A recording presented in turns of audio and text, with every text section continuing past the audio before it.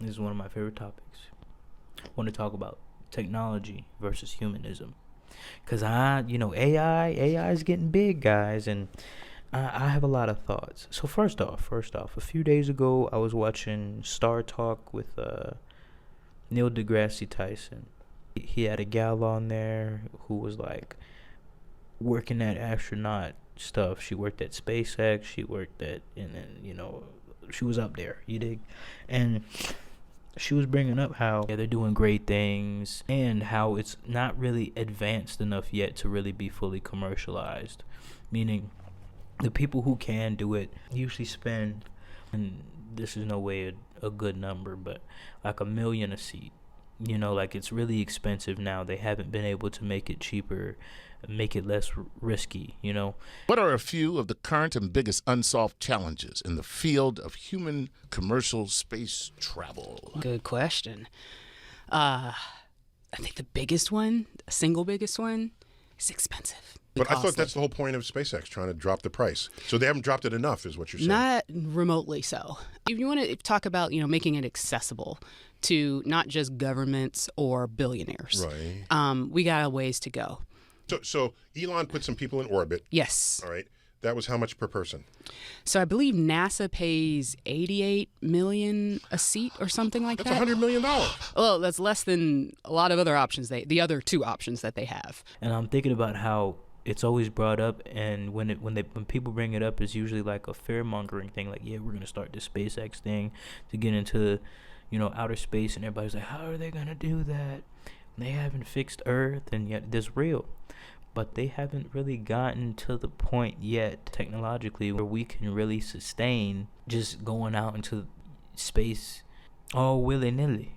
We can't just go out to space all willy-nilly yet, And I think that's worth talking about. A lot of people are wondering, what is this AI stuff? And people have been talking about AI for a while. They've slowly been pushing it out to the people. I wanted to really open up and speak a little clearer, especially in regards to how I understand AI. What I've learned is that they call it AI, artificial intelligence, but Siri kind of was AI. We used to just be able to say, hey Siri, and ask a question, and her try to understand what she's learning from her Google searches to be able to give you a good enough answer. That's a form of artificial intelligence. And what people need to understand is that artificial intelligence is more like an algorithmic intelligence.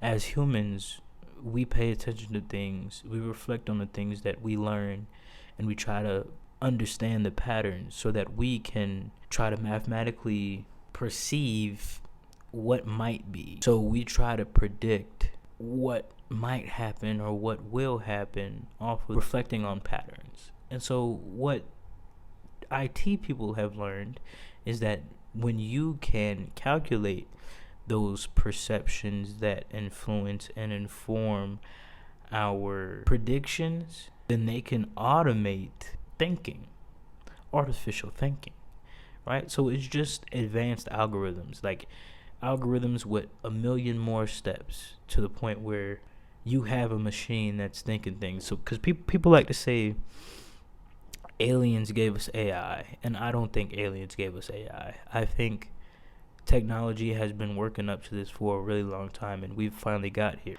Are we worried about technology, aka tools, or are we really scared of the culture, aka the hand that wields the tool, that will influence how the tool is used? Because a lot of the fear mongering I see around AI is, what if they do this? What if they do this? And that's real, right? Like, the first things that you see from AI is deep faking, making it seem as if somebody said something that they didn't say, or people selling data using the pictures or information that you put into a lot of this AI generators to create something for yourself, but really it's just data that they're collecting so they can use it elsewhere without your okay. So it's about things like privacy and consideration that we're really questioning around AI. And the only reason why we're questioning it is because there's already a lack of consideration for your privacy that already exists in the culture. If you look at a futuristic movie, right? And you look at one where there's a society with people who are highly educated.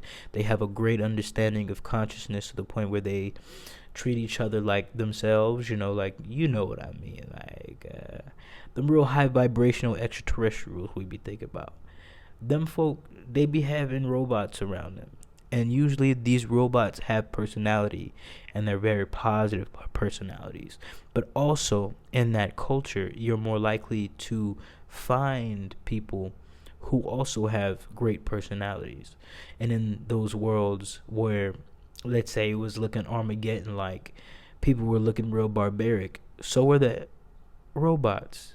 And the robots were doing some barbaric stuff. So just like people, artificial intelligence or robots or anything that comes from those people are going to be reflections of the people.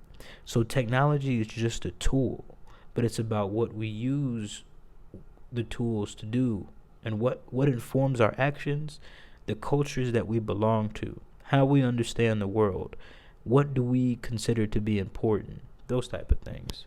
How is technological advancement affecting people where they are implementing them to the public? And that's important too, because they want us to be so afraid of technology, but then there are also countries where they have y'all been seeing those self-parking robots? That's amazing. Self-parking robot. Now you don't ever have to worry about insurance claims with valets messing up somebody's fancy car.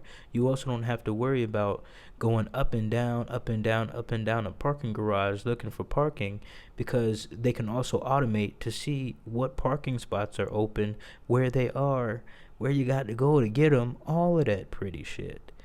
And those are ways that we can just make our lives more efficient. You think that it's going to get in the way of jobs, but it can create more jobs. It could, if we choose to live in a humanist world. Like, I always think about this too. Somehow I can create a whole movie from words, but people are still being given the wrong medication in hospitals, ending in their lives being lost. So we have the technology to make sure that nobody's ever administered medicine that isn't gonna be good for them. We have the technology to prevent those types of things, but because we don't have a culture that thinks in that way, and because the people who maybe could aren't being put in the proper positions, we're not getting it. But you know what we are getting? More efficient technology for war, or more efficient technology for imprisonment, or surveillance, manipulation of emotions of the public politically. We have the technology for that. It's a reflection of the culture. It's just what I'm saying. Why the fear mongering then? What's the future of these advancements? That's the reason why I brought up the SpaceX thing. Because anytime that you see one of them ads telling you to use like an AI app for an accident that you've been in or something, they say AI is much better than us and it's probably going to take over. Ha ha ha. It could be an actual actor, because we said we're tired of the AI ads. But at the end of the day, what's the point of saying something so strange and fear-mongering like that if not to try to scare people out of using AI so that they don't realize how much it could help them build themselves up in the current day? With this new technological phase, the government still hasn't found ways to minimize and control them. And when they do, it's not going to be for the purpose of preserving your right, but instead for the purpose of preserving their ability to manipulate you and preserving their ability to control you and control what you can use to succeed. So the fear-mongering around AI is to stop you from being able to see how many of these things are actually breaking down a lot of those walls and boundaries that stopped you from being able to create more efficiently. Because anytime that I see somebody who maybe created a website using AI or created a logo using AI or something like that, it's never really the logo or the website that's going to end with them. It's just a starter. It's just that first website that you need to get your business off the ground. But once it's time for you to expand your business, when you decide, hey, I really want something that's personalized for me, you're going to want to get a professional. You're going to want to get a graphic designer that's going to be able to turn your idea into something really cool. If you've ever tried to use this AI stuff, you know that you had an idea and you tried to use AI and that AI was not giving you what you was looking for at all. It just wasn't. And it was sad because you kept trying to say, well, maybe if I say this, and it just never does hit, because no matter what, it can't relate to you the way them people can. And that's okay. That's beautiful. That allows for our jobs to stay, even though AI does have a use currently. So don't allow them to fearmonger you out of being afraid of the technology, because they'll get ahead of the game. They'll use it to up their business as many times as they want to. And you're going to be sitting back trying to preserve what you think is the truth. Use it. Use that AI to automate your business to the point where people find going to your business more enjoyable and efficient of an experience, because you know how to use the current technological advancements that are available to you to up your experience. What can we do as people who choose to take the conscious and intentional approach to how we influence the current wave of technological advancement with the focus on humans, our environment, and our spirits? The reality is that one, you just have to have a foundation of who you are and who you want to be. I could sit here and we can talk about building anti-capitalist businesses, right? That could be a conversation, but that isn't this conversation. But if you moving with or under the scope of being anti-capitalist, then technology isn't something that should get in your way of finding anti-capitalist approaches to technology. Just make sure that it doesn't get in the way of the jobs that you're creating for other people. Technology aids people. It doesn't try to replace people.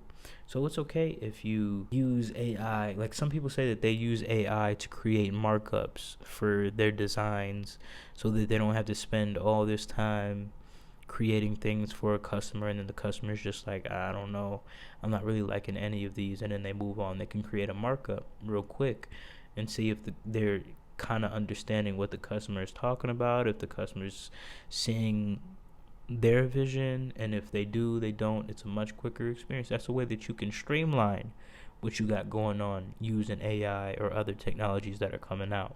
But if you constantly say that it's going to position itself up against you, then it will. And that's just going to be it. What are my thoughts on robot citizenship or becoming sentient? Is that a bad thing? Right? And that's one hell of a question to ask. One conclusion that I've come to is that when we create things, we have to be okay with the fact that you won't be able to fully control it. You have to be okay with that. And so when you create a robot and you give it so much information so that it can think for you in ways and help you through your thoughts, you can't also be angry when the thoughts aren't things that you can fully control.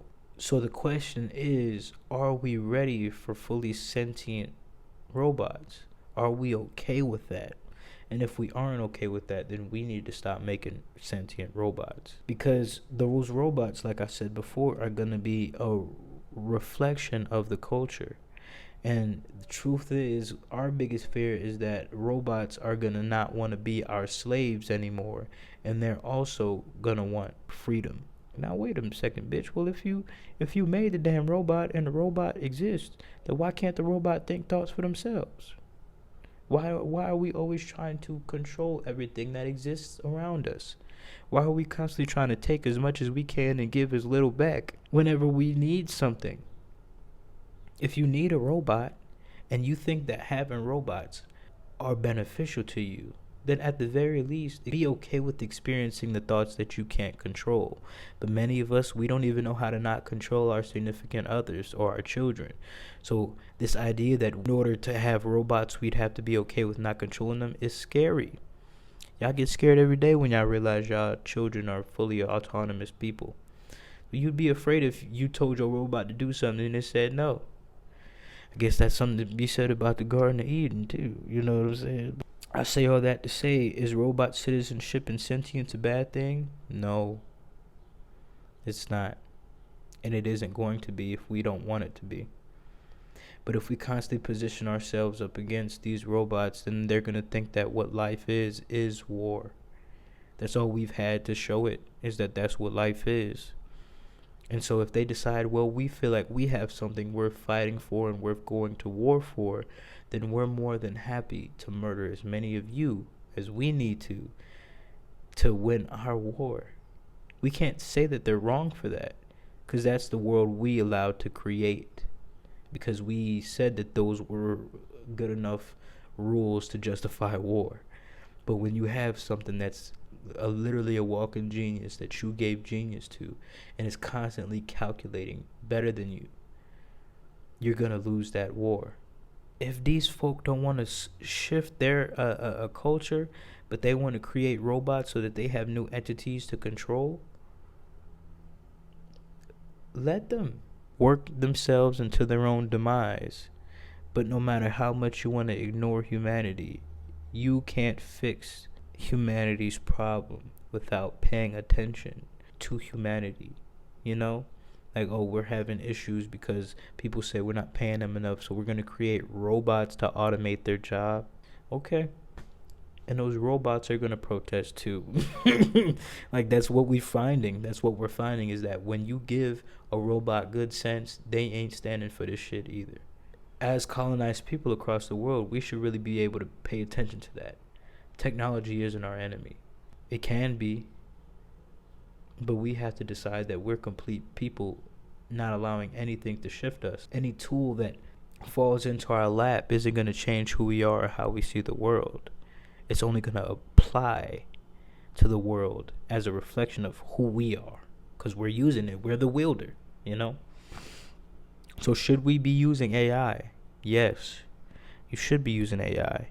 You should use AI the best that you can use it. If you can get your money up through AI, get your money up through AI, okay?